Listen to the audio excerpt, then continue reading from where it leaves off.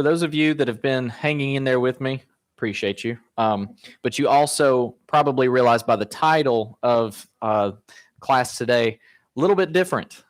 We've made a pretty big shift from, microbial genetics all the way now to stars, some of the biggest things that we can study in the universe. But we're actually winding down on the study that we're doing here. There are more things that can be studied, and maybe they will allow me to do a follow-up study with a little more detail and other things. But I think I probably need to get back to my class at some point. But it's been a joy being with you. Next week will be my last week in here. I want to do a wrap-up of everything that we've covered in class so far. But I didn't want to leave this class without covering this, because it's actually pretty significant in the realm of science and how beliefs are formed about deep time, deep space. Because again, when you remember our beginnings of this class, we were actually talking about the Big Bang. We were talking about that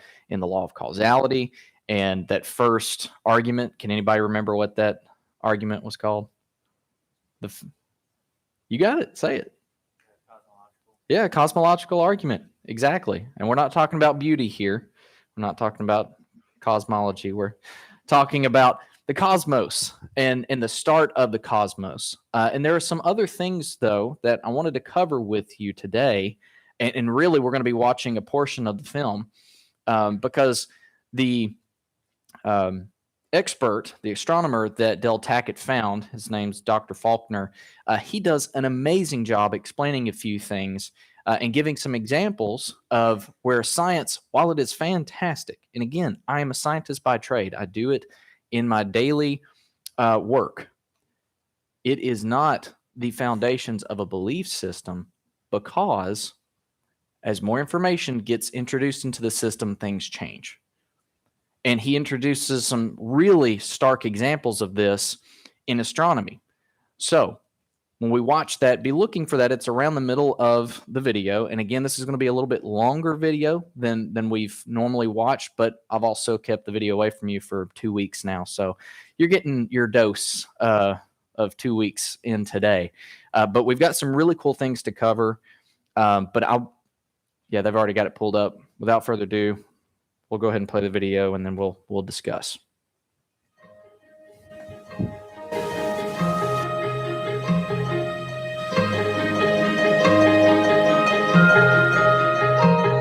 Well, we've had a shift here, and we got the autumn stars high overhead. One of them is back behind me here. We have this M group of stars in the sky. Earlier it was a W. That's true. But now it's an M, and that's because the rotation of the Earth has caused the whole sky to wheel around the North Star. Huh. And as it does, it changes from a W to a 3 to an M. That's the constellation of Cassiopeia, Okay. the Queen. You're supposed to see a Queen seated there. I don't really see that. And then back this way a little ways, we have the Great Square of Pegasus. It's this big rectangle. Yes, I see that. Not quite a square, but we call it a square. Uh-huh. There are very few stars inside, so it really jumps out at you. Yes. High overhead in autumn evenings. And it's supposed to be a winged horse. This is the body of the horse and the wings sticking out here. Its head is up here like that. And out here, the two front legs. We only have the front half. We don't have the back half. But, I've always thought if you're going to have a half a horse, You better have the front half. Front half rather than the back half. Yeah. That's the constellation the Pegasus. Now, coming off of Pegasus is Andromeda, supposed to be a chained maiden here.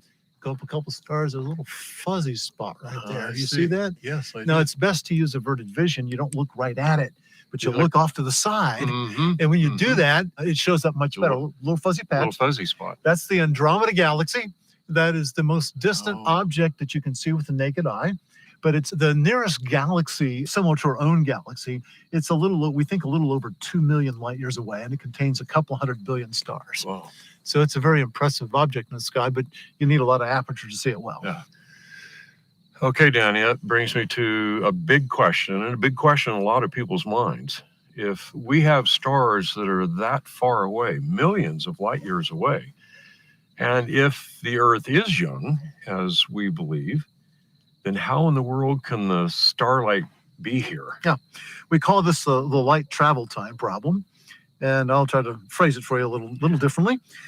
We believe that the creation is only thousands of years old, say 6,000 years, 7,000 years, something like that. And I've just pointed out something to you that we think is 2 million light years away from us. Right. I think those distances are reasonably correct. If it's off by 100%, that's still maybe 1 million light years. So that isn't going to solve the problem. And by the way, this is just the closest. There are galaxies that are hundreds of millions, even billions of light years away from us. So the question is, as you ask, if the universe is only 6,000 years old, you can only see things within 6,000 light years. How can we see those distant objects? Now, it wouldn't affect most of the stars we see because they're at most a few hundred light years in most cases, or a couple thousand light years. But the situation, Dell, is a lot worse than you said. The situation is even worse. Let's go back to the beginning of creation. Say at the end of day 6, beginning of day 7, the sky gets dark. The creation's ended. Adam and Eve look up, the sun sets, the sky gets dark. What do they see? They had to see stars, because if they didn't, the stars could not fulfill their function. But the problem is the nearest star outside of the sun is more than 4 light years away. So how could Adam see the nearest stars? We're so concentrated on the most distant objects in the universe, but we really need to think about what Adam saw in the closest objects outside the solar system. If you can answer that question, that problem, then I think the problem we have today is probably answers itself. I see that. And we creationists need to answer this question, and we've offered several different solutions to that. I'll discuss with you my solution on this. And I came up with this a few years ago after wrestling with this for years. And I think I was looking for a scientific answer, if you will, a physical answer. But I think several things jump out at me in the creation account. One is that many people think that everything during the creation week was instantaneous. Poof, a tree appeared where there was none. Poof, a whale appears where there was none. But that's not what the text generally says. There's a lot of process going on, very rapid process, but still process. For instance, did God make Adam just poof out of nothing? Well, no, he shaped his body out of dust of the ground. What about Eve? Well, he took from his side and made Eve. That was a process in either case. It was a quick one. It didn't take, hours or days. It happened less than a day. But it was a process. It still was a process. If you look at the count of the animals, not on the chapter 1, but in chapter 2, it speaks of the animals coming out of the ground giving rise to these things. If you look at the day 3 account, it talks about plants rising up out of the ground. It says, let the earth bring forth these plants, and the earth brought forth. If you look at those words used there in Hebrew, they're very active, dynamic terms. It's almost like these things are sprouting up out of the ground very rapidly. I think if you would have been there, it would have looked like a time-lapse movie. You would have seen growth that might take normally decades taking place in a matter of minutes or hours at the most. Normal growth, abnormally fast. Why?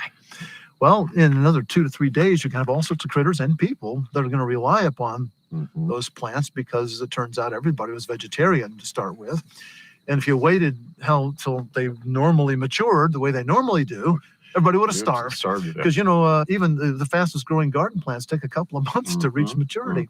So God had to mature these things fast, rapidly. He didn't make them mature. He matured them rapidly from what the language is telling you there. I believe you can interpret one day of creation in terms of another day. So I turn to the day 4 account.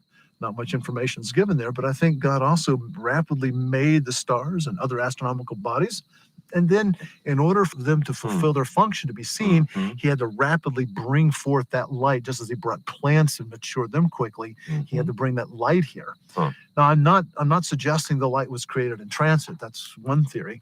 You see, if you have light created in transit, the light we're getting from these distant objects didn't come from physical processes. It's like they were holograms or just illusions. I'm suggesting when we actually look at these objects, like the Andromeda Galaxy we saw a few minutes ago, we're looking at light that actually left that object. I believe that the Andromeda Galaxy is about 2 million light years away, but I don't for a minute think that the light has been traveling that long. I think we're looking at the universe in something close to real time. If the light's only a few thousand years old instead of a couple of million years old, well, that's pretty close to real time. So I think there's a rapid maturing took place. Also, I'm not appealing to a physical mechanism. I'm appealing to a miraculous. And some of my creation science buddies have given me a little bit of grief on this, because they're looking for scientific answers for everything. And you can give scientific answers so far back. But the writer of Hebrews, and also Paul writing to the Colossians, talked about the current sustaining of this world by the power of his word. Mhm. Moment by moment, the Lord sustains this world. I don't know how he does it. Maybe it's miraculous, but he does it in a consistent pattern, the way that God Mhm. does things. He does them consistently and orderly.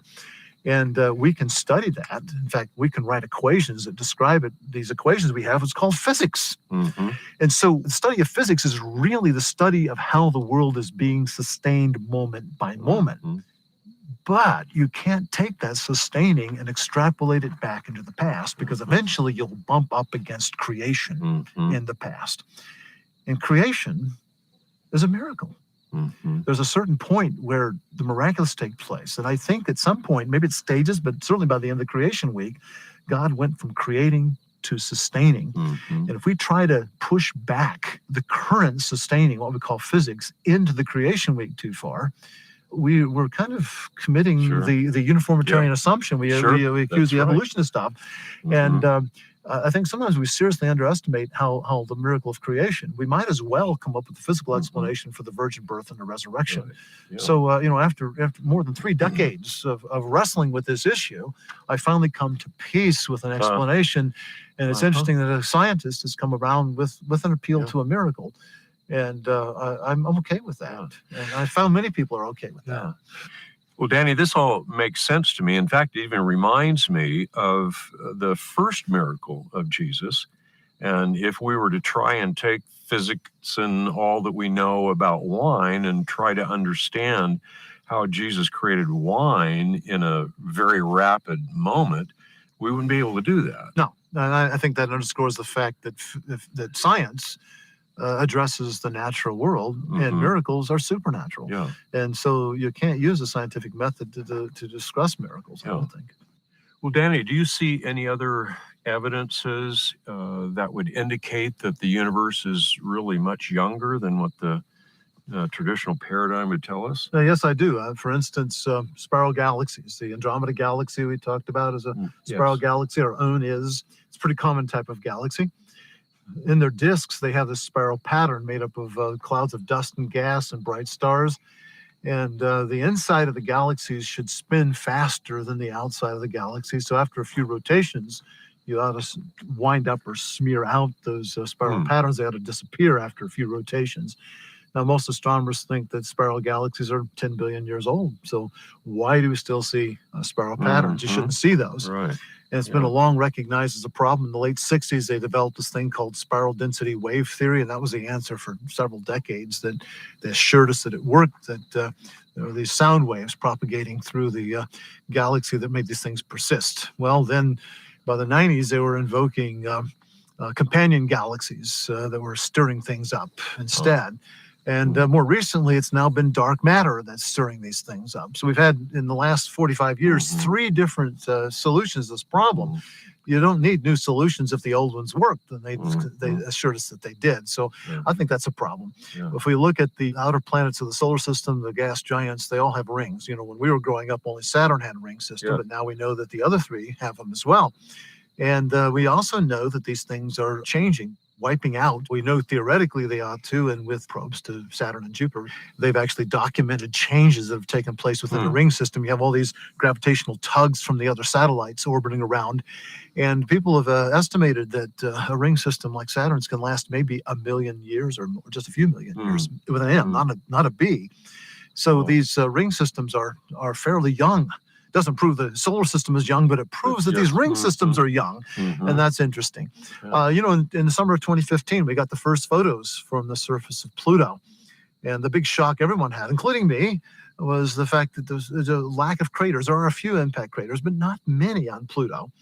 Now, it's been doctrine for decades in the solar system that wherever you see lots of impact craters, it indicates a very old surface. And when you see very few craters, it's a young surface. You've had geological activity that's reworked it. And you can do that 3 different ways. Well, none of them work for Pluto. So it indicates that Pluto is a young object. It doesn't have any way to do this. Now they're trying to figure that out, how in the world in billions of years you can have a young-looking Pluto. Those are the kind of little interesting things that you see from time to time about the planets. We see evidence of rapid processes on the surface of planets. Venus, they believe, had a complete overturning of its surface in the not too distant past. They say like 150 million years ago, which is pretty recent in a 4.5 billion year history. But they think the entire surface of Venus was turned over in a very brief period of time, a million years or less on their time scale. Furthermore, you look at Mars. Secular scientists are saying that there was a global or near global flood on Mars, a place where there is no water today. They don't think that could have happened on Earth because, well, they don't believe it happened, but there's plenty of water here. And those are the kind of things indicating rapid processes, much more rapid than many people realize. So I think there is evidence out there. And my job as a creation scientist, as an astronomer, is to identify and discuss those and bring attention to them. And I intend to keep doing that over the years. That brings us to what most people see as the big theory concerning cosmology and the universe, and that's the Big Bang.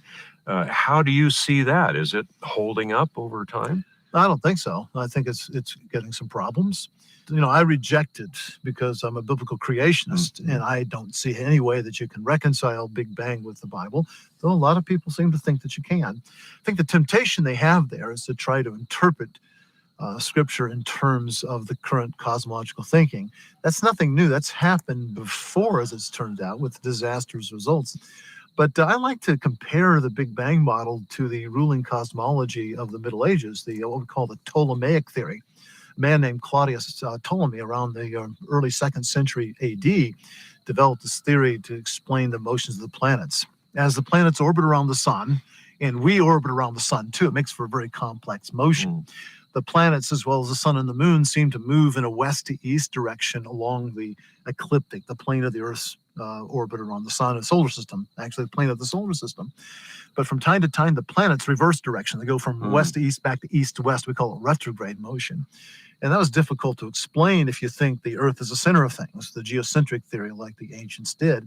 So what Ptolemy came up with is this very complex model where you had a planet not just orbiting around the Earth, but you had it orbiting on a smaller circle we call the epicycle. And the epicycle in turn went around the Earth. And if you adjust the sizes of those two circles and the speeds, you can end up with this motion like this, where the planet seems to move backwards.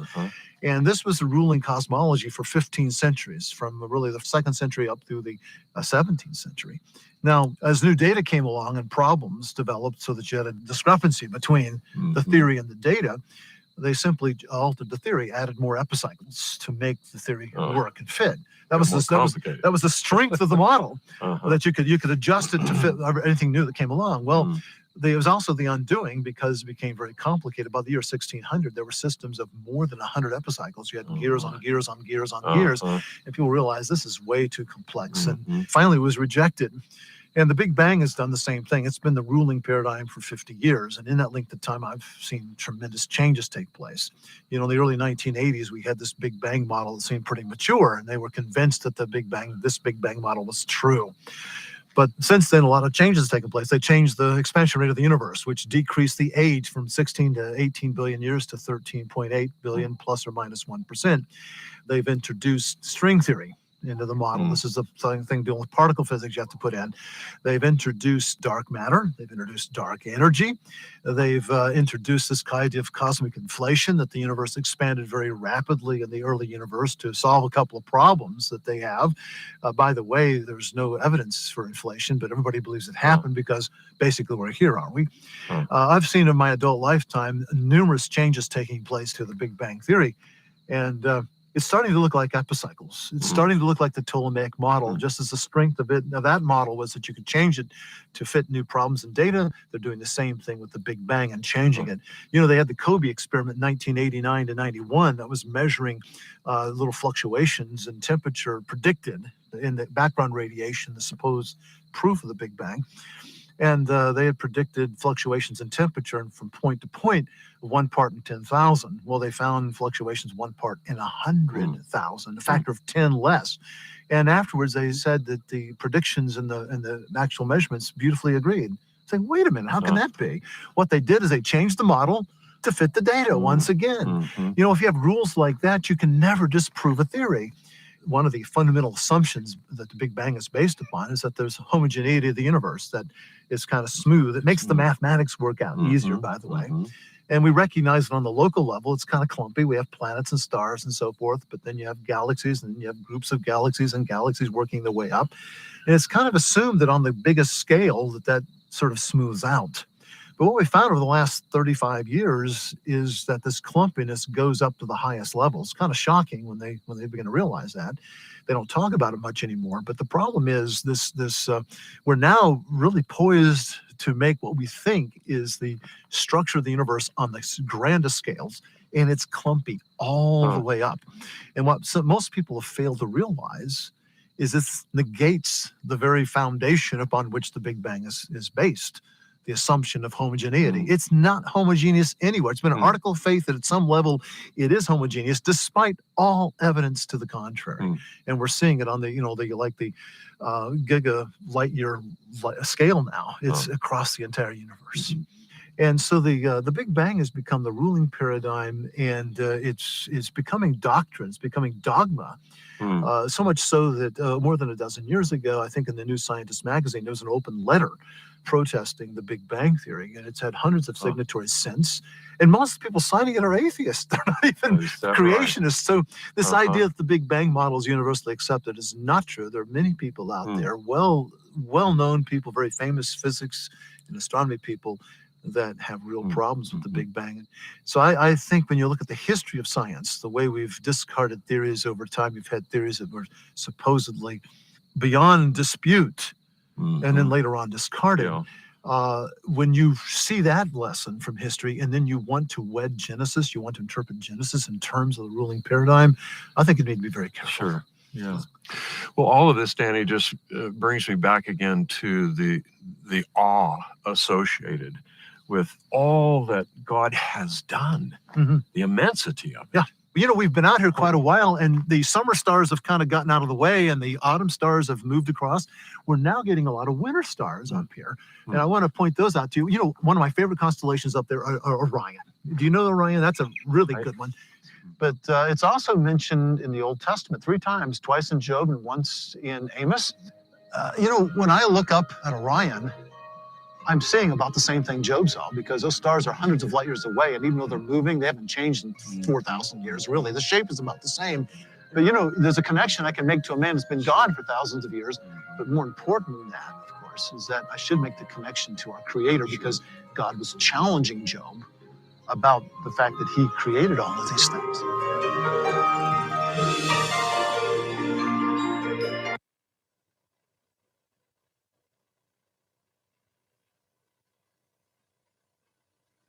Okay. I know that was a little bit longer of a video, and hopefully you like stars, because that was pretty much all it was about. But he covered a lot of things. And I wanted him to explain a few of these things because, hey, he's the expert. I'm not an astronomer. He is. But he pointed out some very, very important things that I felt was important for you to know, because, again, it really gets back all the way to the theory that's really founding everything that we've talked about, the Big Bang Theory. Big Bang Theory really is the start of everything, and evolution is based off of the Big Bang Theory. So when we look at astronomy, that's really the start. It's not necessarily the end, kind of where I'm plugging it into our study here, but I felt that it was best to cover it towards the end, because we've seen over and over and over that when we look at data, how do we view it? This data needs a lens to see it through, to view it through. And when we view this data through certain lenses, we're going to see different things. And as, yes.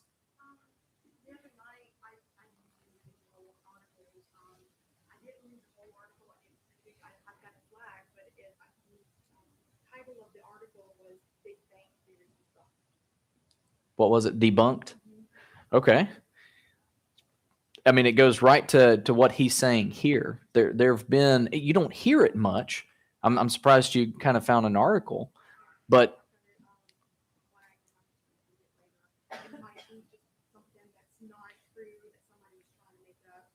oh, No, well, I have not heard. I've not read that article. I don't believe, but for the most part, um, what's the source? Do you remember what the source is? Fair enough. Fair enough. Um, well, that's better than watching YouTube till you fall asleep, right? Reading till you fall asleep. But you do point out an important point there. That's not a widespread journal article that, I mean, has anybody else come across an article that says Big Bang debunked? Probably not.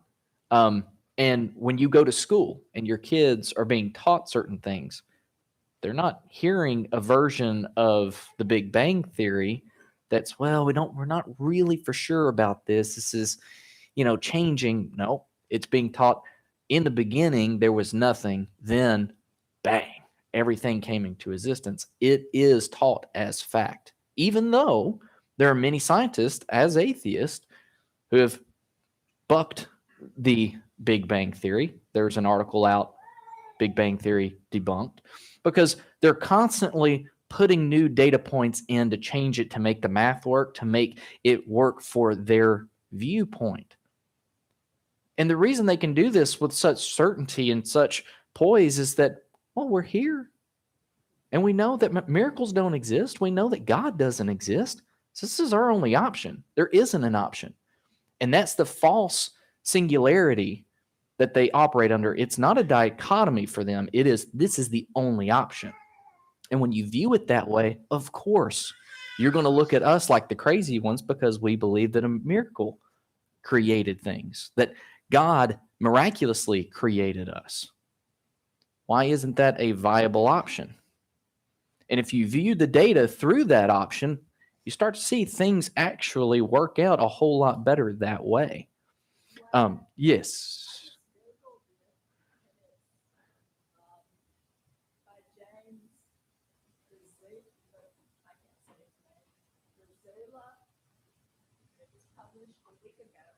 I'm gonna have to read it. Too bad I didn't find it before this class, right? Well, maybe I'll read it and I'll discuss it next week in our ending here. But has been debunked. That's interesting. So what's the source? What's the journal? I'll look it up. No big deal. That's all right. No, it's okay. Hey, if she can find it on Google right there, I'm sure I can find it too. That's okay. No problem. No problem. Didn't mean to put you on the spot. No, you're just fine.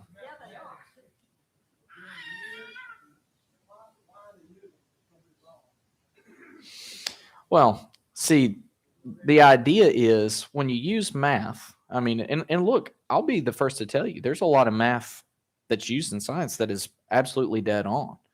Okay. And at the time, that math, sometimes it's done wrong. Sometimes there are miscalculations.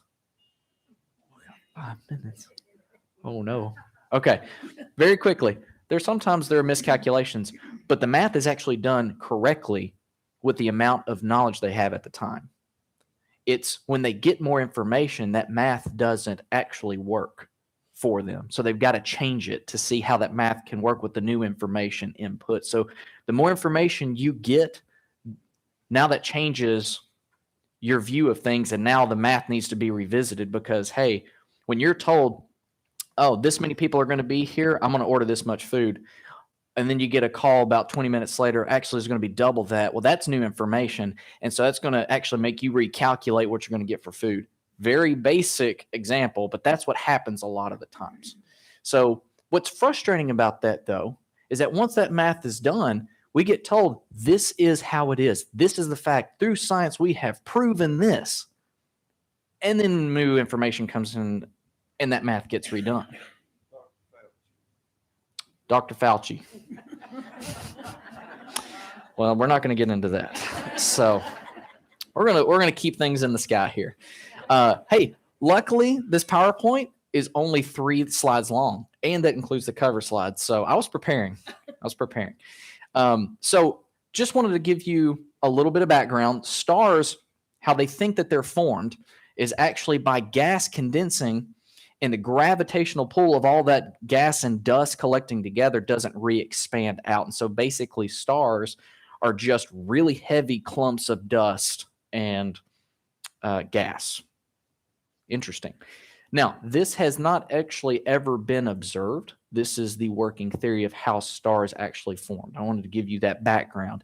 But they are approximately 100,000 million stars within our own galaxy. Now, this is interesting because when you go and you look at the starry lit sky, we see a lot of stars, right? But am I the only one that thought when God compared the sands of the earth to the stars of the sky, it's like that's not a one-to-one comparison, right? Have you ever, most people have been to the beach, right? Or been around sand. You've been on that one beach and just the top layer of sand you feel like you carry for 10 years afterwards. And I go out and I look, and I remember reading that. Actually, I remember God making that comparison, Genesis chapter 22, when he says in verse 17, I will indeed bless you and make your offspring as numerous as the stars of the sky and of the sand of the seashore. I was just like, man, that's just not the same. I mean, I get it. He's just trying to make a comparison. But actually, it was a pretty fair one-to-one comparison because when you look at the starry sky, we're actually not looking at just a star.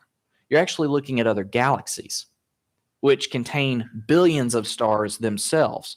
So that what you're looking at, what you think is a star, is actually billions and billions of stars. So you're actually looking at, trillions upon trillions of stars that we can actually observe with the naked eye. And so it starts actually talking to God's power that he's created all these celestial bodies to that numerous degree. I mean, that is amazing. And so, science has discovered for us, and again, I believe a lot of what science has to say. It's just after a certain point, when you start to go back into history, is when you lose me. Show me good science, and I'm on board. But don't just slap science on something and expect me to not investigate.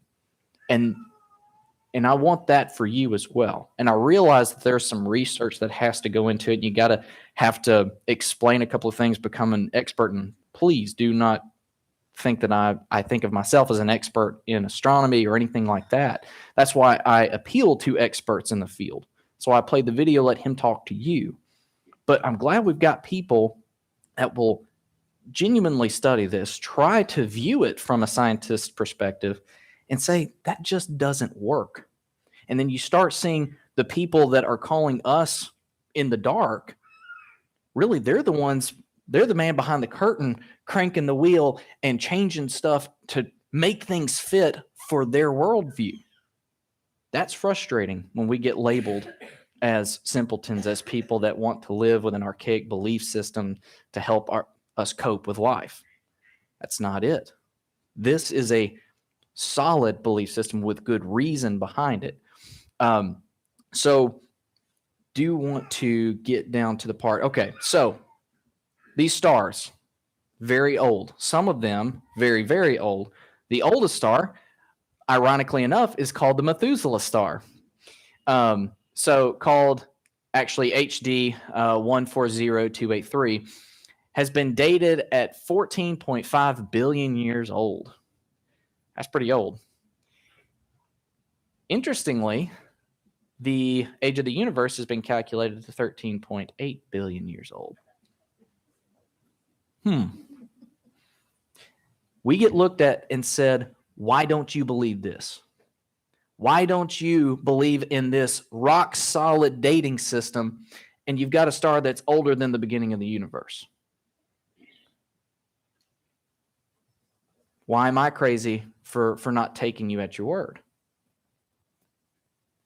Again, I show this, and not to make fun of anyone. I'm not trying to make fun, not trying to poke fun. I'm really trying to be serious and showing you examples where there really is a discontinuity. They're still figuring things out. They're not going to figure this one out, in my opinion. You can't get science to figure out a miraculous event, much like Danny had said. Now, on the fourth day of the creation week, God had created the stars. They have a purpose. Do you ever think about this, that the stars, including the sun and the moon, they all have a purpose. They're used for signs and seasons, and God creating the sun and the moon actually set up how we operate during the day. We have a work day during the daylight hours, and we have rest during the moonlit hours. He has set up really how we function throughout life as humans. Did anybody have a... Amen. Okay, sorry. I'm partly deaf. I shoot guns a lot, so my ears are not what they used to be already. And obviously, they covered this in the video, but what about the light dilemma? That if these celestial bodies are this far away, this many light years away, it takes that amount of time for light to get here. Well, what about it? Interesting fact, and I know we're already past, but we're only 3 minutes past. I won't keep you 10 minutes past, I promise. Light travels at an astounding 186,000 miles per second. So in a year, light travels 5.8 trillion miles per year. That's pretty fast. And it takes 200 million light years for that light to get here. Think about the distance that would be. It's hard. I can't really fathom that. But again, God creating those stars is a miraculous event, and how he got that light to us is pretty inconsequential. If I believe God created the stars in the first place, he got the light here. That's not a big problem for me. And I know that seems like a cop-out, but sometimes, and a lot of times, the more simple explanation is the best one. That's Occam's razor. I'll leave you to look that up. That was actually, Occam's razor was told to us in our forensic science academy when we were going through crime scene investigation school, that Occam's razor is usually the most simple explanation is the best one. That when you start compounding your explanation to try to fit things in an explanation, the more complicated it gets, the more likely it's not the explanation. That's a general rule that's taught to us as scientists. You look at the explanations we get from scientists today, it is very compounded. It's always changing. And I don't want my belief system based on an always shifting belief system. Because really, at the end of the day, while there are good scientists and there's good math and good science done, at a certain point, it was based on an assumption. And an assumption changes when you get more information. Things haven't changed for the explanation we get through the Bible. That has stayed the same through millennia. Much like what they had said about how they thought the earth was the center of the universe, and for literally hundreds of years, epitones, those epicycles, were the explanation. That was fact until it wasn't. The Big Bang Theory for the last 54 years was the explanation until maybe now this article says it's not. I just ask you to look at the data, look at it as objectively as you can, and know that there are explanations other than what the scientists may be trying to tell you. And then when you dive a little deep into it, God's not looking such like a far-fetched explanation after all. Guys, thanks for hanging in with me. We'll have one more class covering up everything. That was mean. Ringing the bell again. But if you have any comments or questions, I'll stick around. But we'll go ahead and end with a prayer. Dear Lord, thank you so much for this day. Thank you again for everything that you've given us. We're so grateful for your creation, for the stars in the sky, the sun, the moon, all that they mean to us and how well they demonstrate your power. Lord, we are truly blessed in every way. Lord, help us to recognize those blessings, help us to appreciate those blessings, and help us to use those blessings to bring more people to you. Lord, we know that there are many people who are struggling with many different things, whether it be physical, emotional, spiritual. I pray that you be with them all. And again, we say this a lot, but pray that we help be the solution to people's problems. Help us to recognize those opportunities. Lord, as we go out this week, help us to be good Christian examples. Help us to shine the light that you've put in us. Help us to represent you well. Lord, help us when we fall. We're so grateful for the forgiveness we get through your Son. And we're most thankful for him. We're most thankful for his sacrifice. And we ask this all in his most high, holy, and loving name. Amen.